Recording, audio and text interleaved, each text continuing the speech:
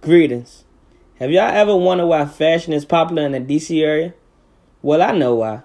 Native Washingtonians love to show off their fashion, or some would say drip. With all that's going on in the world with the coronavirus, police brutality, and the Black Lives Matter movement, I wanted to highlight positivity in the DC area with black clothing brands. Therefore, myself, Ronald, Grose, and my camera crew, Ahmad and Amari Payne, created a documentary called Project Supporting Local Clothing Brands, where I interviewed and showcased 4 striving clothing brands located in the DC area, from the big names of Eat and the Museum to upcoming and striving brands Silenzio and Visionz, where I got the founders to give more insight about their brands and express why it's important to support businesses locally in your community. Ultimately, you the people have the power to keep local businesses striving and stop shopping with people that doesn't give back to your community. So I hope you enjoyed the documentary and shop with one of these brands. Part 2 coming soon. I'm Ahmad, and this is Project Supporting Local Brands.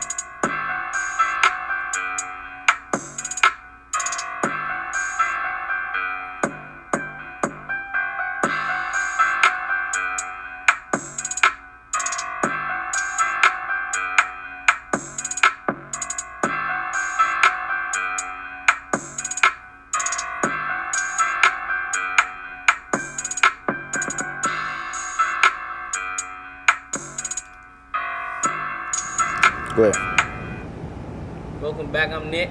And it's Malik, all homage. And basically I'm about to interview Malik about his clothing brand called Eat.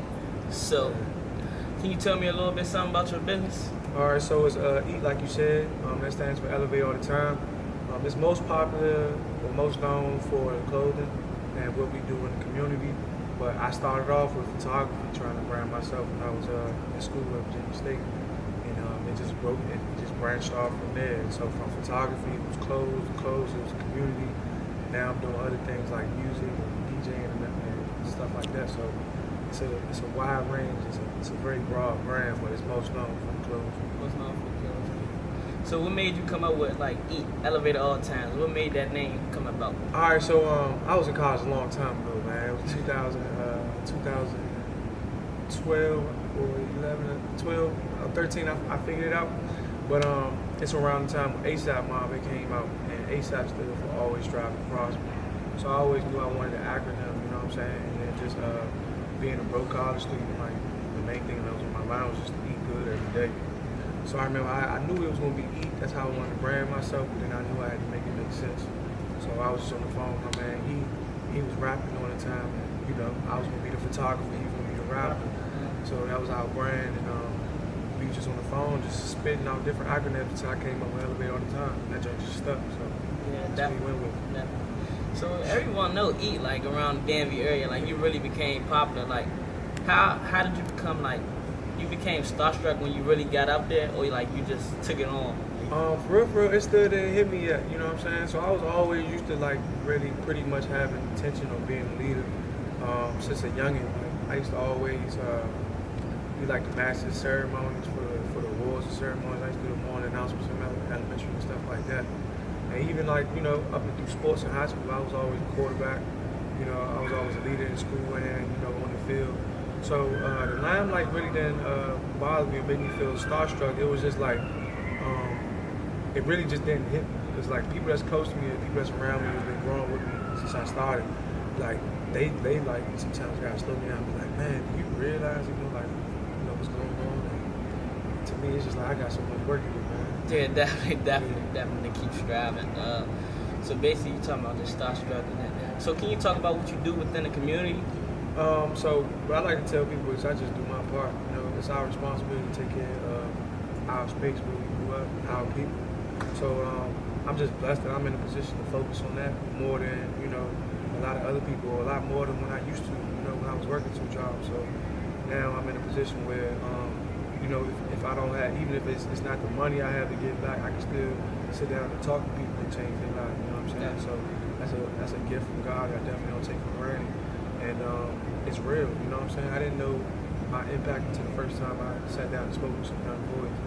And then that let me know that, like, all right, regardless of, you know, I'm still going, you know, I got some money, I'm going to do my fundraisers and make sure I take care of them, but the very least I can do is just, you know, holler at them, talk to them, tell my story, or just, you know, try to inspire them to be whatever they want to be. Because that go a long way coming from somebody like me. Because like I said, a lot of times I don't realize who I am and the impact I have on people. So, you know, 10 minutes with youngin' for me could really, like, you know, shift the way you think. So you like the community, man. Like I like what you do in the community and stuff. When I heard about what you did at Beacon House, you sponsored their whole little football team thing. That's definitely tough. That's definitely tough. So basically, what you think your best seller is, like with your whole brand? So my best seller is the clothes for sure. The best selling clothing item is the one that's always out of stock. It's just the all black regular Eats. I wanted to wear one, but I don't even got none right now. I'm just selling shirts on my back. But yeah, the clothes is definitely you know, building the capital up, and that's why I want to expand with it. It's something I didn't take serious until probably like 2 years ago. And then I just saw how important money was, and especially with our people, you got to get the money.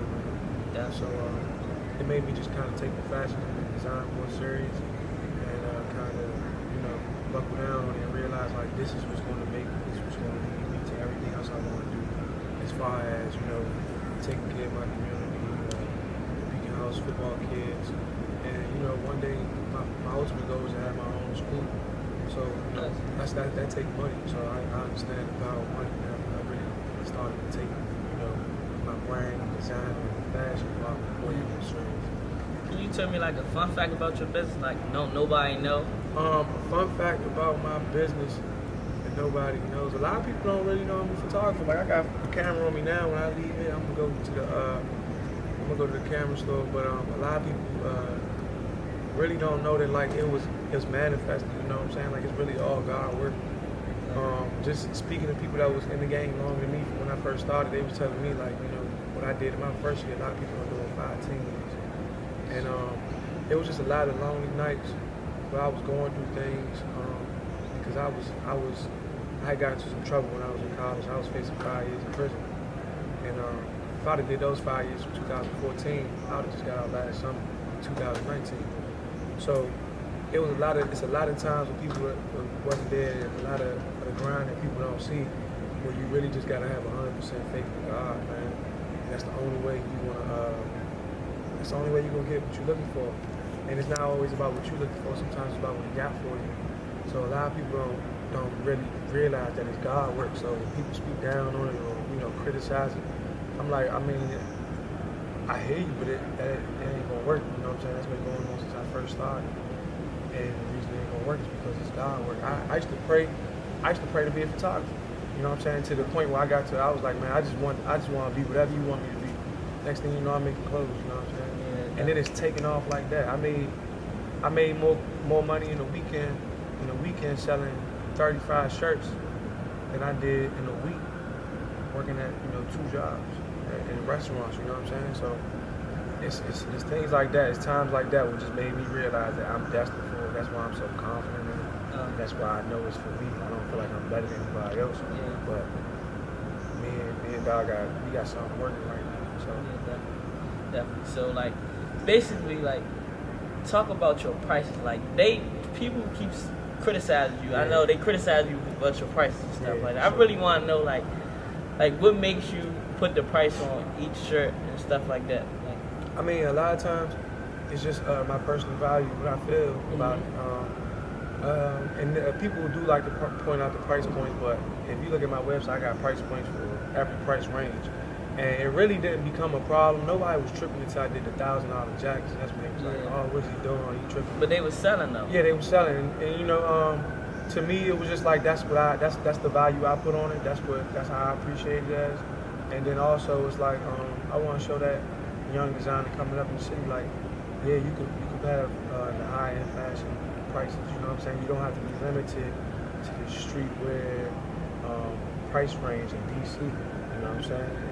It's good to take care of your people, and I make sure I always got something for my people, but I just wanted to branch out and do something different and really like shake the room up a little bit, and it worked, you know what I'm saying? But and I hope that youngins coming up, they saw that and they see like, oh, all right, so I don't gotta just make $40 t-shirts, like that. I can make $500 t-shirt if I want to. And but at the end of the day, just make sure put the time and work and quality in. And that's the same way I felt about those jackets. That was the best thing I had made up to that point, and I put the price at that. I valued it at that. Why do you think it's important for your community to shop with you? Like basically, to shop with your business? Not necessarily shop with my business. I don't like digging in people's pockets, but I definitely think it's important for people to shop black business. But if I was to point out my business, and I feel like with my business and other black businesses in DC, where your money's going. You know what I'm saying? Of course, I'm trying to build and expand, but for everything I do, I represent the city, and I feel like I represent the city well, and on a national level, and I'm trying to go to the global level. That's why I support me, because we gotta get on that global level, and I feel like I'm one of the people that can take us there. And I want to bring the city with me. Not just that, like you see me, you know what I'm saying? You see me. You can see me at the grocery store. You can see me at the football games. You can see me at the fundraisers. You can see me speaking at the school.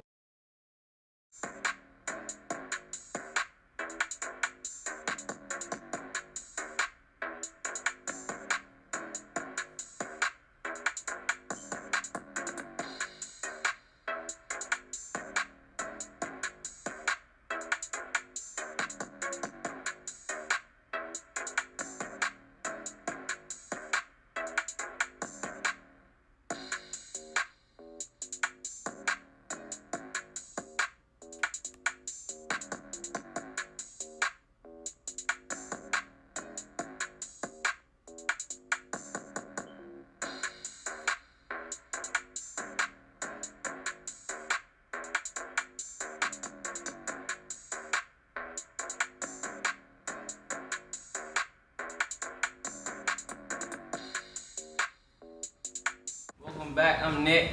And I'm Muhammad. And I'm about to ask him about his company. So first, tell me what your company name is. It's called the Museum DC. We're located on 2014 Rhode Island Avenue, Northeast Washington, DC. And pretty much it's a retail store. It's also a creative space. And we also serve as an event space also for people to rent out. Okay, that's cool. That's cool. So what you sell here? We have our own brand. We started out selling other people's clothing. And about a year in, we started selling our own brand. So it's pretty much athletic apparel. Sweatpants, shorts, t-shirts, kids clothes, women clothing, and then we just moved into home goods. So like pillows, extra stuff, even accessories like keychains and different things of that nature. Okay. What inspired you to start your own company? Actually, I used to work for DTLR, so I always been into fashion and sneakers and things of that nature, and I just got tired of working for people. And I could figure I could create my own schedule and be able to just step out on my own and create my own business. Okay, so you want to be your own manager. So what made you come up with the name The Museum? Like, that's unique. Well, I thought, first off, I thought that when it comes to clothes and fashion, they run along the lines of each other. So I was saying, nobody's ever created clothing as a masterpiece. You see what I'm saying? So I said, okay, what two things I can put together to bring people of all walks of life, no matter what their nationality is or their color is, how can I put them in one space? So I said, let me create something where everything in there would be a piece of art. And that's clothing, the actual aesthetic of the store, and things of that nature. So I was like, what's the one thing? And the one thing that banged in my head was the museum. When you go to the museum, you expect elegance, you expect to see creative things, you expect to see exclusivity, you expect to see colors, you expect to see different type of people, and then and it's a good feeling, it's a good smell, and it's a great experience as a whole. So you try to get the aspect of like the museum and just put it in here. Yeah, so that's pretty good. So how has COVID-19 affected your business? Well, we've been closed, but the one luxury that we do have is that our consumer shops online, so that's been a blessing to be able to transition to that. But it's definitely down about 40% based off of the everyday traffic that's in and out of it. You know what I mean? Mm-hmm. And then it's another thing of like somebody that never shopped with us, they're not able to come in and try it on, so they'll order something and then maybe can't fit it. Now you got to try to figure out how you can return it and things of that nature. So that put a little monkey wrench in what we do too. Okay, down 40%, that's a lot. So you're still bringing in funds, but you're still down. Yep.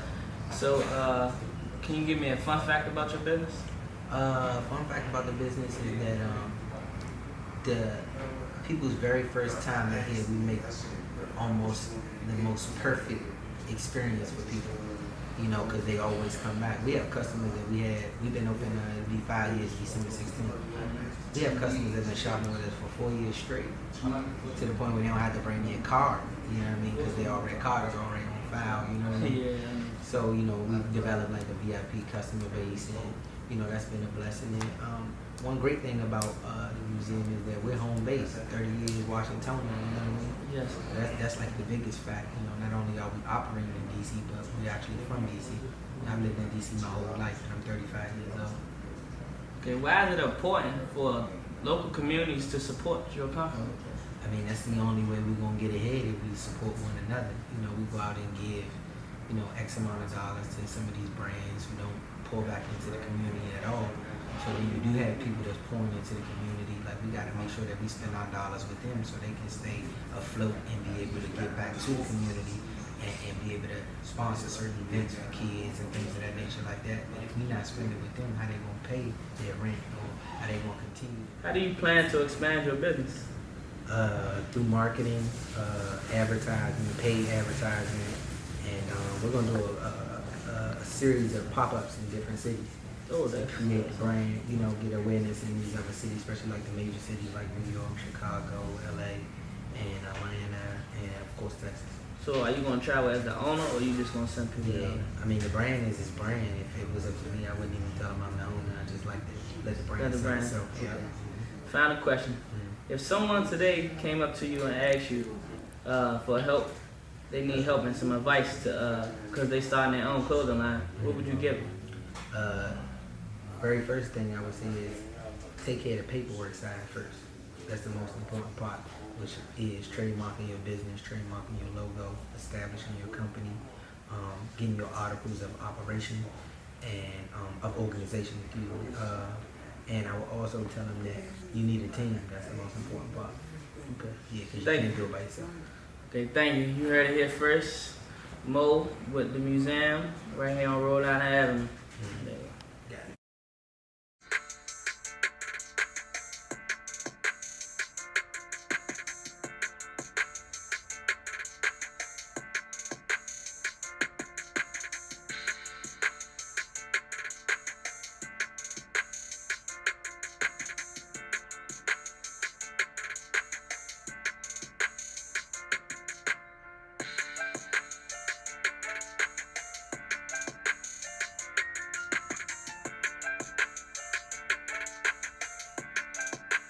What's up? I'm Nick, I'm Silenzio.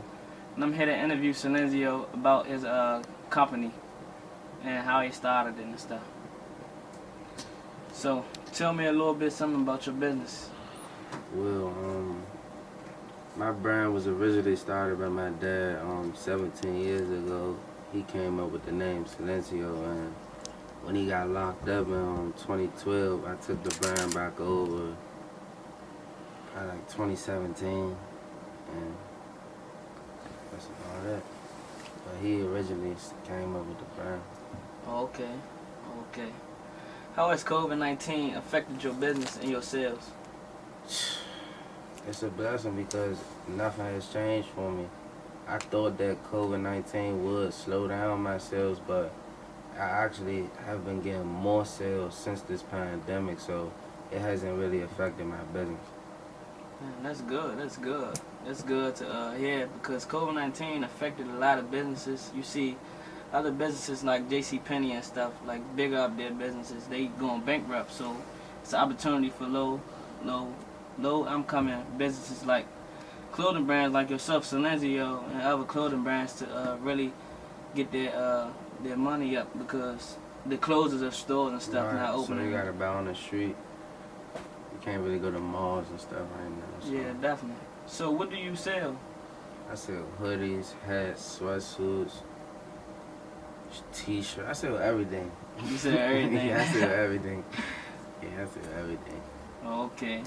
Can you give me a fun fact about your business? Fun fact about my business.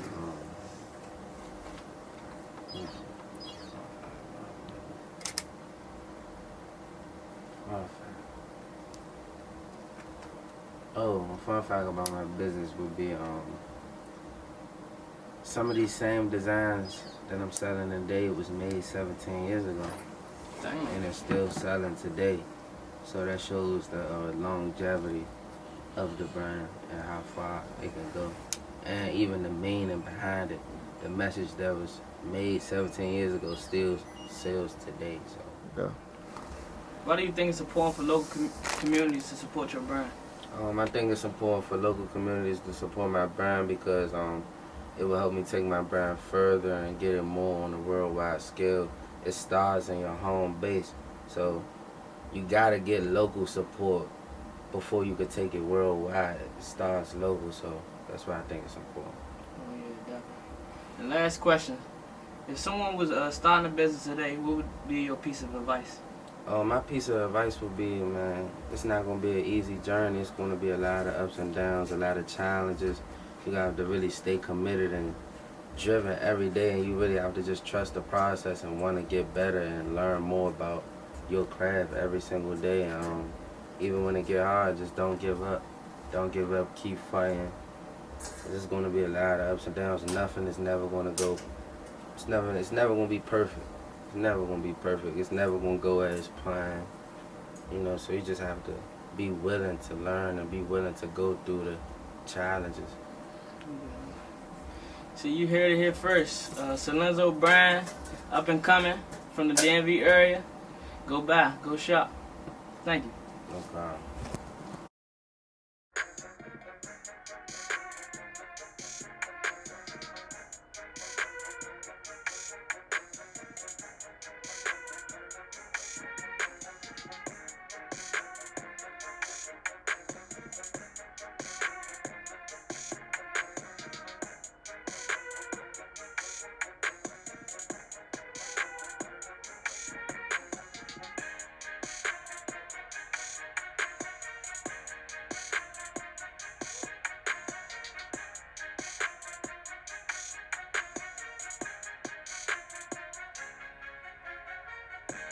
I'm Nick. I'm CEO of Visionz, aka Mr. Visionz. Tell me about yourself and what inspired you to start your company. What inspired me to start the company, basically, I was going through a phase in my life where I was basically like lost. I was really trying to see what was my next step, like what did I want to do in life. So I just had time to think, just kept thinking. And at the time, not a lot of people know this. If y'all know Breon that passed, that was my man. We used to talk about starting our clothing brands together, like feel me? We used to always talk about it. Then when I heard about the news, that kind of broke me a little bit, feel me? And so that really like expanded my mind way more, like. And I came up with the name. I had two options. It was Phase or Vision. And I feel like Vision was better, but I wanted to add a little bit of swag or a little taste to it. So I added a Z at the end. And the logo and stuff, design. So with the design, I had to have a V in it, basically. So I added a drip to it too. So yeah. I added a snake. People always ask me why is it a snake right there? You know, not a lot of people like snakes, but I added a snake back there because I like to call myself a snake. Not like I'm a snake somebody else or something, but basically nobody can never see my next movie. Nobody never know my next movie, basically. And yeah, that's how I feel. You're on your own path, like straight to the top. Like stop. Okay, so I get your little method of adding a Z at the end. That do look sweet right there. So next question. What do you sell with your clothing line? Type of products right now, I sell hoodies, shirts, shorts coming out soon, sweatpants, hats coming out soon. It's a lot. I got a lot. So you switch up like from spring to like winter to summer? Switch up every season. I go according to the season. I switch it up. So I know Instagram really popular nowadays. That's the only platform you use to like produce your clothing line, like to show it off. Right now, I use a little bit of Facebook. To promote to, but Instagram, Facebook, and a little bit of Twitter. I'm gonna get back on Twitter a little heavy though. So I know that during COVID-19, some businesses been going up, some businesses been going down. So how has your business like been affected from COVID-19? Well, since the COVID-19, business really, at the beginning of it, business went down because you know a lot of people were scared. They ain't want to But once it started getting to like the middle of it, like the peak, it started booming because you know all the big stores closed, like Nike and all that stuff. So they didn't want to come to me or like other local clothing brands. You know? Definitely. So your business has been booming right now. That's great to hear. I always want a local to really start up and coming and get their business booming. Therefore, like, can I get a little fun fact about your business? Fun fact about the business, about the clothing line. My team, we all lit. We all lit. Yeah. But saying out for real, but basically they all play a big role. A lot of people don't know that. Like, got a designer in it. I got a brand ambassador. I got a one that's just for the computer, like he do the whole website. Got a cameraman, my own personal cameraman. So they all play big roles in it. Well, that's tough. Like, you got everybody on your team. They want to see you win. That's definitely good. So why do you think it's important for local communities to support your business? I think it's important because I think they know how most people came up. Basically, like the most black youth came up. So black females and males, how they came up and struggle through the struggle. I think they want to support us more, or should support us more. And yeah, basically like stop going to like Gucci and all that, and just support locally, basically. Yeah, at least support. They spend all that money with them, they can spend it with us. Yeah, definitely. So like, what you think your best seller is? Like your shirts, your hoodies? My best sellers, alright, hoodies.